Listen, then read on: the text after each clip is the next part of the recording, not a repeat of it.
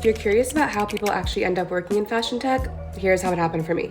I've always loved fashion and beauty, but over time I ended up becoming more interested in businesses and startups. So when I was in college, I did 2 internships. One in fashion PR at a very corporate company and another at a fundraising tech startup. And what I realized pretty quickly was that I loved the work in fashion, but I definitely preferred the culture of a startup. So naturally, I ended up in commercial real estate technology because clearly that's the next logical step. No, but literally that was my first job out of college. So when I say I know what it's like to follow a path unknowingly into the world you want to build your career in, I know what I'm talking about. After that job, I ended up working for an affiliate marketing startup. They were innovating on how creators link and earn from their content. And looking back on it, I think that really was my first introduction into fashion tech. At that job, I was working directly with content creators to actually help them grow their earnings. And so much magic happens when you can combine data analysis skills and good taste. I literally took one of my YouTubers from earning $5K a month to $50K a month. I also ran some pretty successful influencer campaigns for brands in the fashion, beauty, and technology space. Working at a startup like this, where the value of the product is already defined and in action, allowed me to pretty much skip levels in my career. I was there for 2.5 years and worked my way up to being a director of creative partnerships. And after that, I decided that I had grown and learned as much as I could from that job, and I was ready for my next challenge. Which brings me to my most recent role, a very early stage fashion tech startup that's building a social shopping app that connects consumers, creators, and emerging luxury designers. There, I actually built and led the brand partnerships team, managed the entire showroom buying process, and also this thing called commercial operations, which basically means a little bit of everything.